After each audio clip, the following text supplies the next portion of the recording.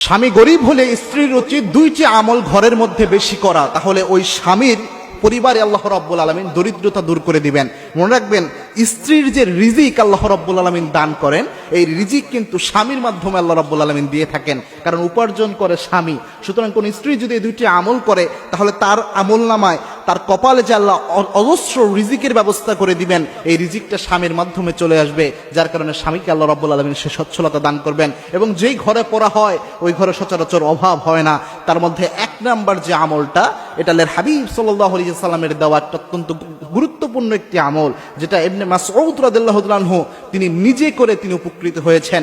ইবনে মাসউদ রাদিয়াল্লাহু তাআলা আনহু যখন অন্তিম শয্যায়, বাইহাকী শরীফে এই হাদিসটা এসেছে, ইবনে মাসউদ রাদিয়াল্লাহু তাআলা অন্তিম শয্যায় অবস্থায় ওসমান রাদিয়াল্লাহু তাআলা তাকে দেখতে গেলেন।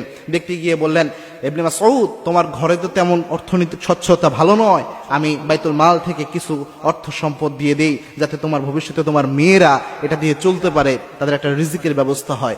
ইবনে মাসউদ রাদিয়াল্লাহু তাআলা আনহু বললেন, ওসমান, আমার এই জিনিসের কোনো প্রয়োজন নাই, কারণ আল্লাহর হাবিব সাল্লাল্লাহু আলাইহি ওয়াসাল্লামের শেখানো একটি আমল আমার কন্যাদেরকে আমি সব সময় শিক্ষা দিয়েছি। ওসমান রাদিয়াল্লাহু তাআলা আনহু বললেন, কোন আমল? ইবনে মাসউদ বললেন, আল্লাহর হাবিব সাল্লাল্লাহু আলাইহি ওয়াসাল্লাম বলেছেন, যেই ঘরের মধ্যে সূরাতুল ওয়াকিয়া পড়া হয়, সেই ঘরের মধ্যে কখনো দরিদ্রতা আসে না। আমার মেয়েদেরকে আমি আদেশ দিয়েছি তারা যেন প্রত্যেক দিন সূরাতুল ওয়াকিয়া পাঠ করে। আমার মেয়েরা সূরাতুল ওয়াকিয়া শিখেছে, এই সূরা ওয়াকিয়ার উপর তারা আমল করে, সুতরাং দরিদ্রতা তাদের আর আসবে না ইনশাআল্লাহ। আপনারা এটা নিয়ে চিন্তা করতে হবে না। এবং কি ইবনে মাসউদ রাদিয়াল্লাহু তাআলা আনহু এই সাহায্যটা তিনি নেন নাই, এবং অরিজিনালি তার মেয়েদেরকে আল্লাহ রাব্বুল আলামিন সচ্ছলতা দিয়েছিলেন।